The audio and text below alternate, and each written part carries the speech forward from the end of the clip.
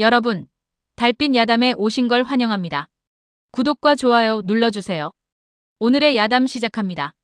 옛날 옛적 조선 중종 말년 평안도 깊숙한 산간 고을 영천부에는 유난히 혹독한 추위가 찾아왔습니다. 논밭은 얼어붙고 백성들의 곳간은 텅 비어갔으며 밤마다 찬바람이 설원을 휩쓸고 지나갔지요. 마을은 음산한 정적 속에 잠겨 있었고 사람들은 봄이 오기만을 애타게 기다리고 있었습니다. 그 고을 한 양반댁에 연이라는 소녀가 살고 있었습니다. 겨우 15살밖에 되지 않은 연이는 양반의 서녀로 태어나 계무 밑에서 온갖 구박을 받으며 자라고 있었지요. 아버지 서유는 전직 참봉으로 엄격하고 채통을 중시하는 분이었으나 연희에게는 무심하기만 했습니다. 계모 남씨는 겉으로는 단정하고 얌전해 보였으나 속은 독한 여인이었습니다. 연희는 흰 피부의 몸이 약해 병약해 보였으나 그 눈빛만큼은 맑고 깨끗했습니다. 성격은 온순하고 말수가 적었으며 내면은 깊고 단단했지요.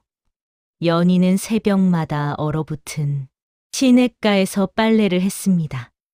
남씨는 작은 실수도 용납하지 않았고 연희가 조금이라도 게으름을 피우면 매섭게 꾸짖곤 했지요.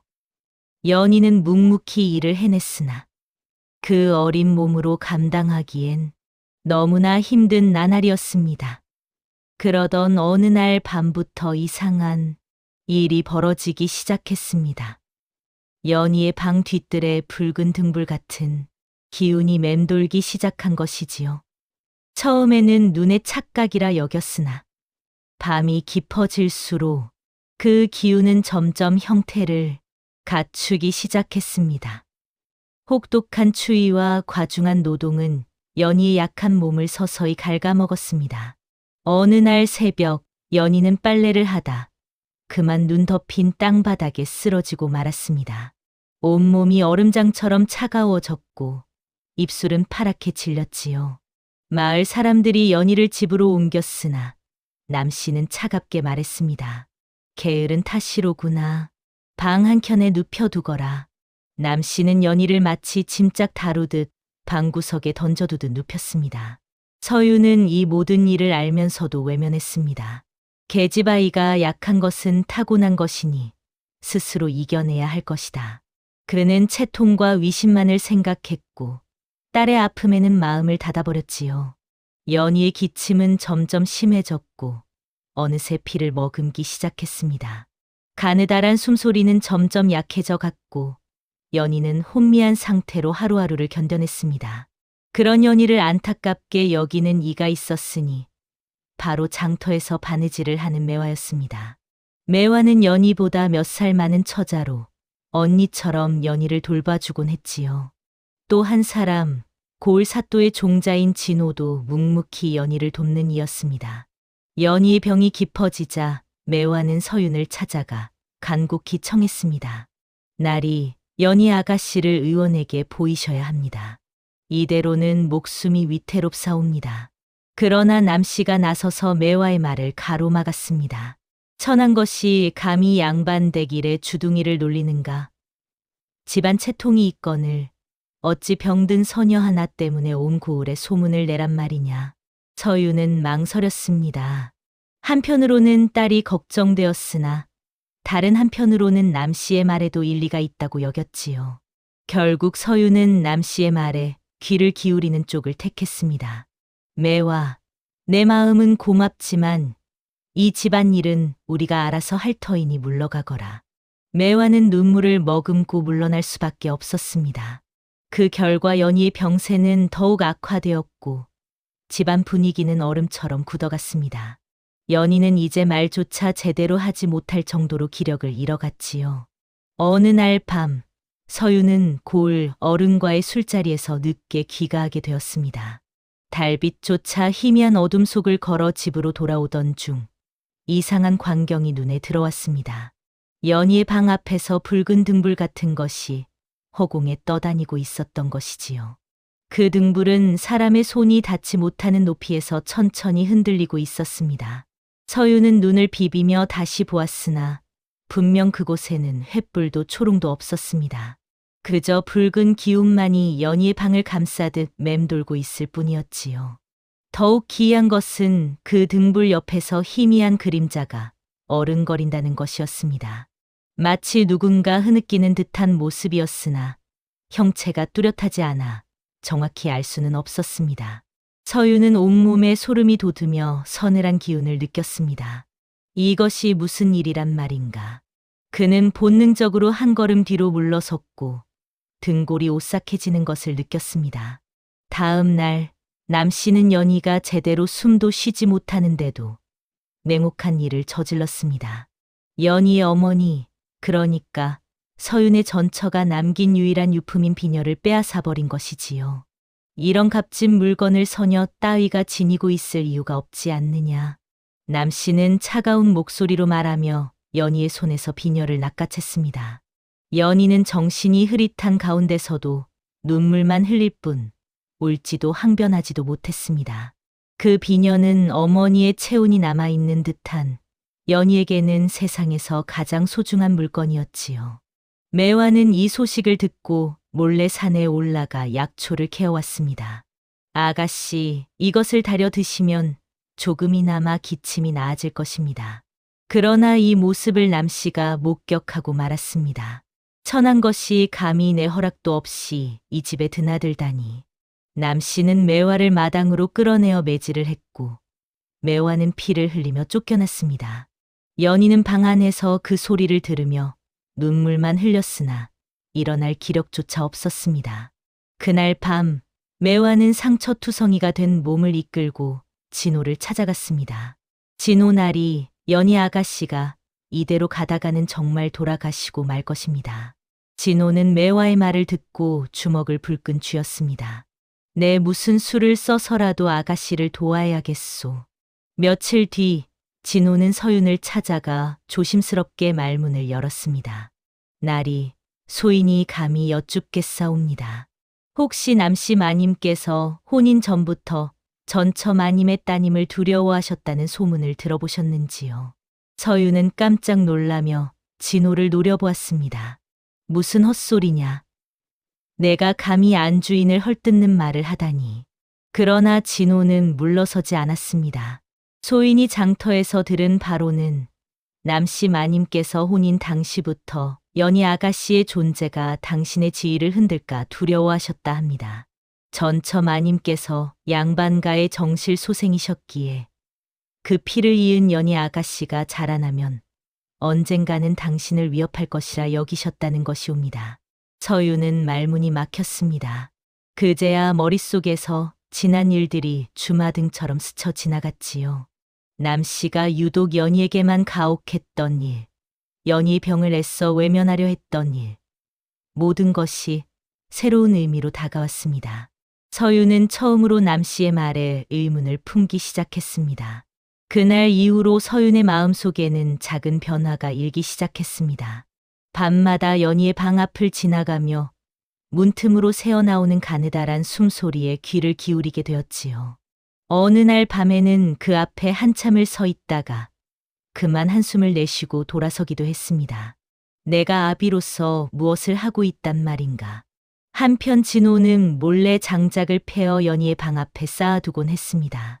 추운 겨울밤 연희가 조금이라도 따뜻하게 지낼 수 있도록 말이지요. 매화 역시 쫓겨났음에도 불구하고 밤중에 몰래 담을 넘어와 연희의 방문 앞에 죽 한 그릇을 놓고 가곤 했습니다. 연희는 희미한 정신 속에서도 이 두 사람의 따스한 마음을 느낄 수 있었습니다. 어느 날 밤 연희는 간신히 입을 열어 작은 목소리로 중얼거렸습니다. 고맙습니다. 정말 고맙습니다. 그 목소리는 바람결에 실려 사라졌으나 연희의 마음속에는 작은 희망의 불씨가 다시 타오르기 시작했습니다. 서윤도 진호도 매화도 각자의 방식으로 연희를 지켜주고 있었던 것이지요. 그러나 이런 따스한 온기도 잠시 곧 더 큰 시련이 연희를 기다리고 있었습니다. 며칠 뒤 연희의 병은 더욱 깊어져 혼미한 상태에 빠지고 말았습니다. 입술은 더욱 파랗게 질렸고 숨소리는 끊어질 듯 가늘어졌지요. 남 씨는 이를 보고 오히려 차가운 미소를 지었습니다. 저 아이는 이제 짐일 뿐이로구나. 안채에 두었다가는 집안에 상서롭지 못한 기운만 돌 것이니 별채로 옮기는 것이 좋겠소. 서유는 깜짝 놀라 반문했습니다. 별채라니, 그곳은 한겨울 찬바람이 그대로 들이치는 곳이 아니오. 저 아이가 어찌 견디겠소. 그러니 더욱 좋지 않겠습니까? 어차피 오래 버티지 못할 아이, 차라리 조용한 곳에서 숨을 거두게 하는 것이 채통에도 맞는 일입니다. 남 씨의 말에는 차마 입에 담기 어려운 냉혹함이 담겨 있었습니다. 이 소식을 들은 진호는 급히 달려와 서윤 앞을 가로막았습니다.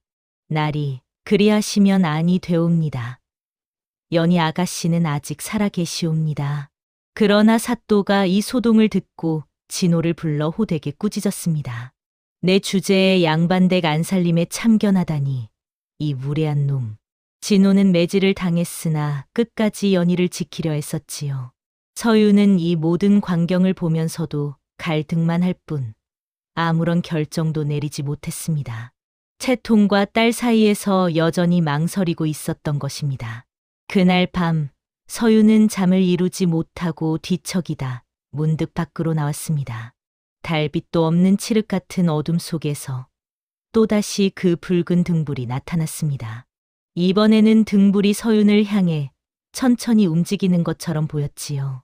서윤은 두려움보다는 묘한 이끌림을 느끼며 그 빛을 따라갔습니다. 붉은 등불은 뒤뜰 구석, 오래된 장독대 뒤쪽으로 서윤을 인도했습니다. 그곳에는 낡은 항아리 하나가 덩그러니 놓여 있었지요. 서윤은 떨리는 손으로 항아리 뚜껑을 열었습니다. 그 안에는 빛바랜 편지 한 통과 은장도 하나가 들어 있었습니다. 편지를 펼치는 순간 서윤은 그만 손이 떨려 제대로 잡을 수가 없었습니다. 그것은 죽은 전처가 남긴 마지막 편지였던 것입니다. 서방님, 이 편지를 읽으실 때쯤이면 저는 이미 이승을 떠나고 없겠지요. 한 가지만 부탁드립니다. 남 씨를 경계하십시오. 그 여인의 눈빛에서 저는 두려움과 질투를 보았습니다. 언젠가 우리 연희에게 해를 끼칠 것이 분명하옵니다. 편지는 이어졌습니다. 연희가 살아있어야 그대도 살아있는 것입니다. 아이를 지켜주십시오. 제발 부탁드립니다. 서윤의 마음에 번개처럼 충격이 내리쳤습니다. 전처는 이미 모든 것을 알고 있었던 것입니다. 그리고 죽어서까지 딸을 걱정하며 이 편지를 남겨두었던 것이지요. 서윤은 그 자리에 무릎을 꿇고 말았습니다. 편지를 읽은 서윤은 처음으로 자신의 무심함을 뼈저리게 깨달았습니다. 전처가 세상을 떠난 뒤 그는 슬픔을 애써 외면하며 채통만을 핑계 삼아 마음을 닫아버렸던 것입니다. 연희를 볼 때마다 전처가 떠올라 괴로웠기에 차라리 아이를 멀리하는 쪽을 택했던 것이지요. 내가 얼마나 비겁한 사람이었단 말인가. 서윤은 떨리는 발걸음으로 연희의 방으로 향했습니다. 문을 열자 차디찬 기운이 먼저 얼굴을 때렸습니다. 연희는 얇은 이불 한 장만 덮은 채 가느다란 숨을 몰아쉬고 있었습니다. 창백한 얼굴, 파리한 몸, 그 모습은 마치 금방이라도 사라져버릴 것 같았지요. 서윤은 연희 곁으로 다가가 무릎을 꿇었습니다. 그리고 아이의 차가운 손을 꽉 붙잡았습니다. 연희야, 이 아비가 그동안 무엇을 보아왔단 말이냐. 서윤의 목소리는 떨렸고 눈에서는 뜨거운 눈물이 흘러내렸습니다. 내 어미가 그토록 당부했건만 이 아비는 귀를 막고 눈을 감았구나. 용서해다오, 연희야. 연희는 희미한 의식 속에서 아버지의 목소리를 들었습니다. 태어나서 처음 듣는 아버지의 진심 어린 목소리였지요. 연희의 눈꺼풀이 살짝 떨렸고 입가에 희미한 미소가 번졌습니다. 서윤은 밤새도록 연희의 손을 놓지 않았습니다.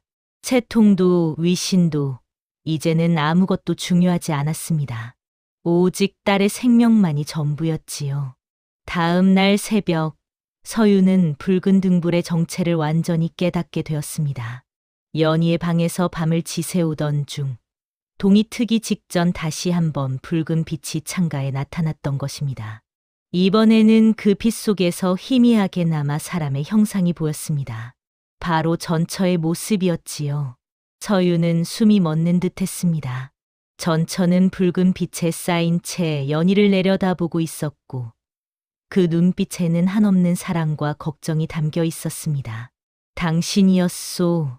당신이 줄곧 연희를 지켜주고 있었던 것이오. 서윤의 목소리는 떨렸습니다. 붉은 등불은 횃불도 아니고 초롱도 아니고 그 어떤 사람의 손에 든 것도 아니었습니다. 그것은 전처의 혼이 딸을 지키기 위해 이승에 남아있던 것이었지요. 연희가 위험에 처할 때마다 나타나 아이를 지켜왔고 서윤을 이끌어 진실을 깨닫게 했던 것입니다. 서윤은 그 자리에서 오열하고 말았습니다. 미안하오. 정말 미안하오. 당신 혼자 이 무거운 짐을 지고 있었구려. 붉은 등불은 잠시 흔들리더니 마치 서윤을 위로하듯 부드럽게 빛났습니다. 그러나 그 빛 속에는 여전히 간절함이 담겨 있었지요. 연희를 부탁한다는, 아이를 지켜달라는 애절한 호소였습니다. 서윤은 고개를 끄덕이며 다짐했습니다. 약속하오. 이제는 내가 연희를 지키겠소. 목숨을 걸고 지키겠소. 그 순간 붉은 등불이 한번 크게 빛나더니 천천히 사라져갔습니다. 마치 서윤의 다짐을 믿고 잠시 물러서는 것 같았지요. 서윤은 눈물을 닦으며 결연한 표정으로 일어섰습니다. 이제 그는 무엇을 해야 할지 확실히 알게 되었습니다. 그런데 바로 그날 남씨는 서윤의 마음이 변한 것을 눈치채고 말았습니다. 서윤이 연희의 방에서 밤을 지새운 것을 알게 된 남씨는 크게 당황했지요. 서방님께서 갑자기 왜 저러시는 것이오? 남씨는 불안해졌습니다. 연희가 곧 회복할 수 있다는 소문이 퍼지면 자신이 그동안 저질러온 일들이 모두 드러날 것이 분명했기 때문입니다. 그날 밤 남씨는 몰래 하인들을 불러 은밀히 지시했습니다. 연희를 마굿간으로 옮겨라. 조용히, 아무도 모르게. 마마님, 그러시면 아가씨께서는 입 다물고 시키는 대로만 하여라. 한밤중 하인들은 떨리는 손으로 혼미한 연희를 들것에 옮겼습니다. 연희는 정신이 거의 없는 상태였지만 차가운 밤 공기를 느끼며 희미하게 눈을 떴습니다. 어디로 가는 것이옵니까? 하인들은 대답하지 못하고 고개만 숙였지요. 마굿간은 집에서 가장 외진 곳이었고 한겨울 찬바람이 그대로 들이치는 곳이었습니다. 그곳에 연희를 눕힌다는 것은 곧 죽음을 의미했습니다. 연희가 마굿간으로 옮겨지는 바로 그 순간 진호가 우연히 이 광경을 목격했습니다. 이게 무슨 짓이냐? 당장 아가씨를 내려놓아라. 진호는 하인들을 밀치고 연희에게 달려갔습니다. 그러나 남씨가 나타나 차갑게 말했습니다. 내가 감히 이 집안일에 참견하느냐? 썩 물러서지 못할까? 진호와 남씨의 대치 속에서 연희의 숨은 점점 더 가늘어져 갔습니다. 차가운 밤 공기 속에서 연희는 다시 한번 죽음의 문턱에 서게 되었습니다. 그 순간 서윤이 횃불을 들고 나타났습니다. 무슨 일이냐? 한밤중에 무슨 소동이냐? 서윤은 마굿간 앞에 모인 사람들을 보고 깜짝 놀랐습니다. 그리고 들것 위에 축 늘어진 연희를 발견하고는 얼굴이 하얗게 질렸지요. 연희를 왜 이곳으로 옮기려 하는 것이냐? 남씨는 당황하면서도 애써 침착하게 대답했습니다. 서방님, 아이가 안채에 있으면 다른 식구들에게 병이 옮을까 염려되어. 거짓말 마시오. 서윤의 목소리가 처음으로 남씨를 향해 날카롭게 울렸습니다. 당신은 연희가 죽기를 바라고 있소. 아이가 살아나면 당신의 죄가 드러날까 두려워하는 것이오. 남씨의 얼굴이 굳어졌습니다. 서방님, 무슨 말씀을. 이제 더 이상 속이지 마시오. 나는 모든 것을 알고 있소. 서유는 품속에서 전처의 편지를 꺼내 들었습니다. 전처께서 이미 당신을 경계하라 하셨소. 당신이 연희를 질투하고 두려워한다는 것을 알고 계셨지요. 남씨의 얼굴에서 핏기가 싹 하셨습니다. 서유는 남씨를 똑바로 바라보며 단호하게 말했습니다. 당신은 이 집안에서 나가시오. 내일 아침까지 짐을 꾸려 친정으로 돌아가시오. 서방님, 더 이상 말씀 마시오. 내 결심은 확고하오. 서유는 직접 연희를 안아 들었습니다. 아이의 몸은 얼음장처럼 차가웠고 숨은 거의 끊어질 듯했지요. 의원을 당장 불러오너라. 그리고 안채에 불을 지펴 따뜻하게 하라. 서유는 연희를 품에 안은 채 안채로 향했습니다. 이제 그는 채통도 위신도 모두 내려놓았습니다. 관직을 포기할 각오도 되어 있었지요. 오직 딸의 생명만이 중요했습니다. 진호와 매화는 서윤의 모습을 보며 눈물을 흘렸습니다. 드디어 연희에게 진정한 아버지가 생긴 것입니다. 고을에서 가장 솜씨 좋다는 의원이 급히 불려왔습니다. 의원은 연희를 살펴보더니 심각한 표정으로 고개를 저었습니다. 날이 아가씨의 상태가 매우 위중하옵니다. 기력이 바닥나고 폐가 많이 상했사옵니다. 서유는 의원의 옷깃을 붙잡으며 애원했습니다. 무슨 수를 써서라도 살려주시오. 제발 부탁하오. 의원은 한숨을 쉬며 말했습니다. 최선을 다해보겠으나 하루밤이 고비가 될 것입니다. 오늘 밤을 넘기지 못하면 의원은 말을 잇지 못했습니다. 서유는 연희의 곁을 단 한순간도 떠나지 않았습니다. 의원이 달인 약을 한 숟가락씩 떠서 연희의 입에 넣어주고 차가운 손을 계속 주물러 주었지요. 진호는 문 밖에서 무릎을 꿇고 하늘에 기도를 올렸습니다. 하늘이시여, 부디 아가씨를 살려주소서. 이 목숨을 대신 가져가셔도 좋사오니. 매화 역시 사당 앞에서 밤새 절을 올렸습니다. 부처님, 저 착한 아가씨를 제발 살려주소서. 밤은 깊어갔고 연희의 숨소리는 점점 더 가늘어졌습니다. 서유는 연희의 손을 꼭 잡은 채 눈물을 흘렸습니다. 연희야, 아비를 용서해다오. 이제야 깨달았구나. 내가 얼마나 소중한 존재인지. 제발 눈을 떠다오. 이 아비에게 한 번만 더 기회를 다오. 그때 창밖에서 이상한 기운이 느껴지기 시작했습니다. 창가에 다시 한번 붉은 등불이 나타났습니다. 이번에는 이전보다 훨씬 더 밝고 선명한 빛이었지요. 서유는 고개를 들어 창밖을 바라보았습니다. 붉은 등불은 천천히 창가로 다가와 방 안으로 스며들기 시작했습니다. 의원은 깜짝 놀라 뒤로 물러섰으나 서유는 오히려 고개를 숙였습니다. 고맙소. 다시 와주었구려. 붉은 등불은 연희의 몸 위로 천천히 내려왔습니다. 그리고 마치 아이를 감싸듯 연희를 둘러쌌지요. 신기하게도 그 순간부터 연희의 창백했던 얼굴에 조금씩 핏기가 돌기 시작했습니다. 차가웠던 손끝도 점점 따뜻해졌고 가늘었던 숨소리도 조금씩 안정되어 갔습니다. 의원은 믿을 수 없다는 표정으로 연희의 맥을 짚어보았습니다. 이럴 수가. 맥이 살아나고 있사옵니다. 붉은 등불은 연희를 감싼 채 온화한 기운을 내뿜었습니다. 마치 어머니가 아이를 품에 안고 따뜻하게 감싸듯이 말이지요. 서유는 그 광경을 보며 눈물을 멈출 수 없었습니다. 당신은 죽어서까지 이 아이를 지키고 계셨구려. 당신의 사랑이 얼마나 깊은지. 붉은 등불은 잠시 더 연희를 감싸고 있다가 천천히 빛을 거두기 시작했습니다. 그리고 창밖으로 물러나며 마지막으로 한번 크게 빛났습니다. 마치 이제는 아버지를 믿는다는, 이제는 안심해도 된다는 신호 같았지요. 연희의 눈꺼풀이 살짝 떨리기 시작했습니다. 동이틀 무렵 연희가 천천히 눈을 떴습니다. 아버님. 가느다란 목소리였으나 분명한 연희의 목소리였습니다.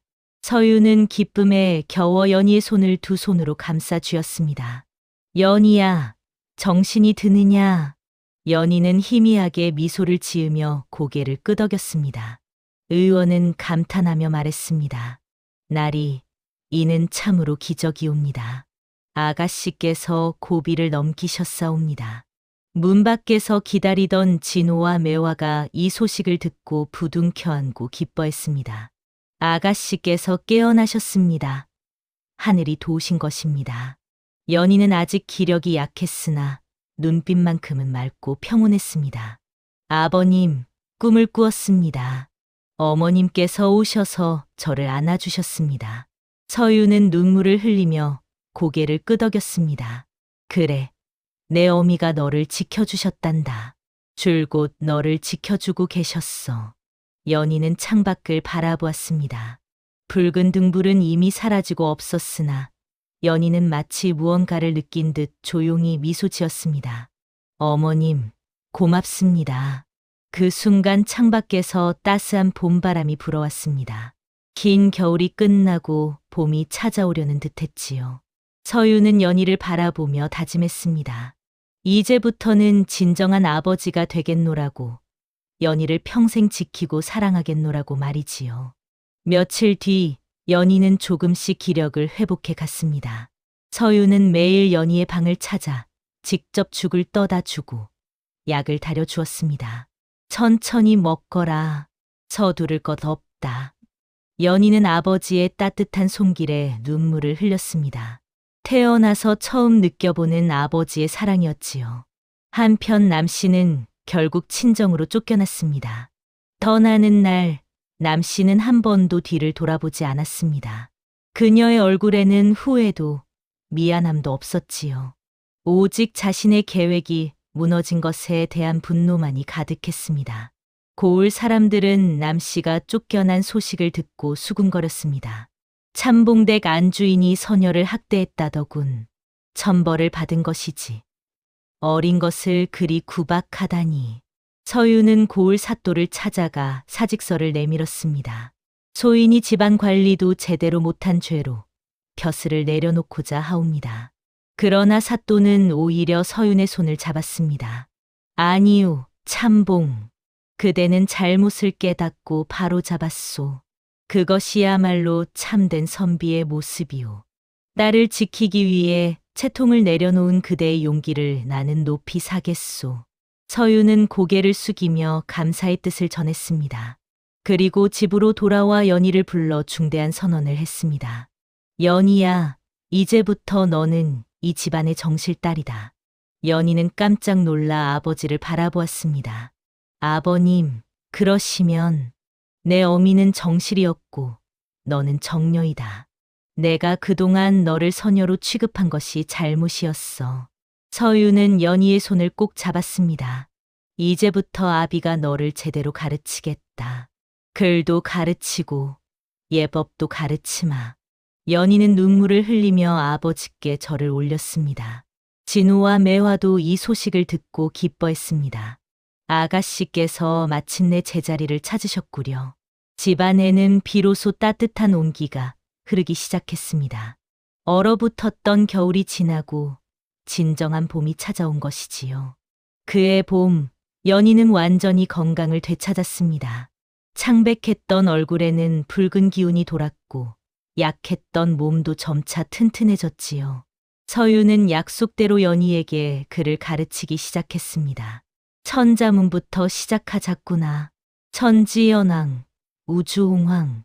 연희는 총명하여 글을 빨리 익혔고 서유는 딸의 재주에 감탄했습니다. 내 어미를 닮았구나. 어미도 글재주가 뛰어났지. 매화는 연희에게 바느질과 자수를 가르쳐 주었습니다. 아가씨, 이렇게 바늘을 넣으시면 됩니다. 연희와 매화는 이제 진정한 자매처럼 가까워졌지요. 진호는 여전히 묵묵히 연희를 지켜보았습니다. 어느 날 서유는 진호를 따로 불렀습니다. 진호, 내 마음을 나는 안다. 진호는 깜짝 놀라 고개를 숙였습니다. 나리, 소희는 감히. 연희가 좀 더 잘하면 그때 다시 이야기하자꾸나. 너는 착한 청년이니라. 진호는 감격하여 절을 올렸습니다. 한편 연희는 밤마다 사당에 나가 어머니께 절을 올렸습니다.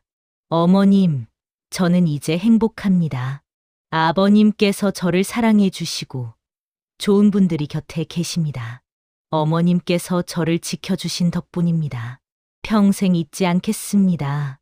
어느 날 밤, 연희가 사당에서 절을 올리고 있을 때였습니다.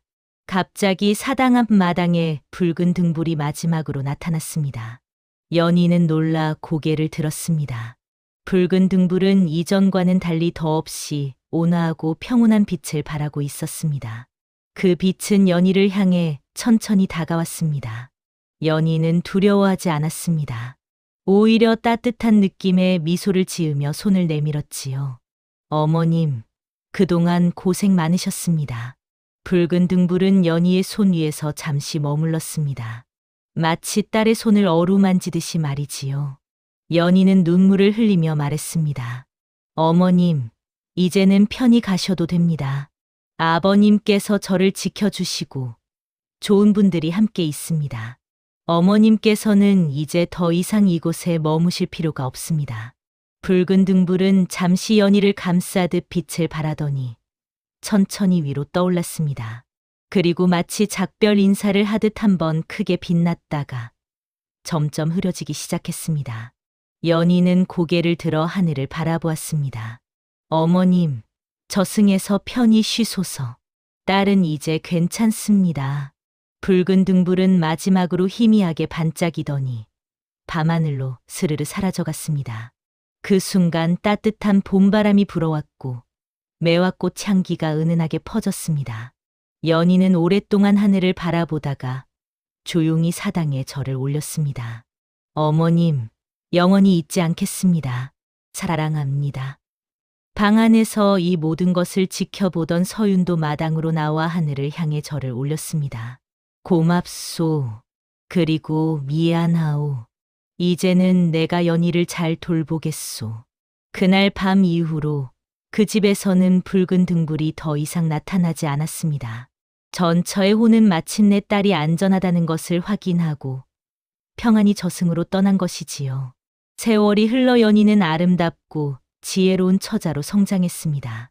서유는 연희를 정성껏 가르쳤고 연희는 글과 예법에 두루 능통한 여인이 되었지요. 진호는 사또의 인정을 받아 작은 벼슬을 얻었고 서윤의 허락 아래 연희와 혼인을 약속했습니다. 매화는 연희의 혼수를 손수 준비하며 언니처럼 연희를 돌보았습니다. 아가씨, 이제 정말 행복하시겠어요. 매화 언니 덕분이에요. 언니가 아니었다면 저는 진작에. 두 사람은 눈물을 흘리며 포옹했습니다. 어느 봄날 아침, 서윤과 연희는 함께 사당에 절을 올렸습니다. 어미님, 연희가 이제 시집을 갑니다. 부디 하늘에서 지켜봐 주소서. 절을 마치고 일어서려는데 마당 한켠에서 붉은 빛이 잠깐 반짝였습니다. 연희와 서윤은 동시에 그쪽을 바라보았습니다.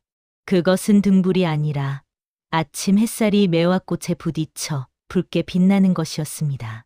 그러나 두 사람은 알 수 있었습니다. 전처가 그리고 연희 어머니가 여전히 이곳에서 딸을 축복하고 있다는 것을 말이지요. 연희는 조용히 속삭였습니다. 어머님, 편히 가소서. 딸은 이제 정말 행복합니다. 바람이 불어와 매화꽃 잎이 흩날렸습니다. 마치 어머니의 마지막 축복처럼 말이지요. 옛말에 이런 말이 있습니다. 진정한 사랑은 죽음마저 뛰어넘는다고 말입니다. 어머니의 사랑이 딸을 지켰고 아버지의 뉘우침이 가족을 구했으며 주변 사람들의 따뜻한 마음이 모두를 살렸지요. 또한 잘못을 깨닫고 바로잡는 것은 결코 늦지 않다는 교훈도 담겨 있습니다. 서유는 채통과 위신에 가려 딸을 외면했으나 결국 진실을 깨닫고 진정한 아버지가 되었습니다. 그 용기와 변화가 모든 것을 바꾸어 놓았던 것이지요.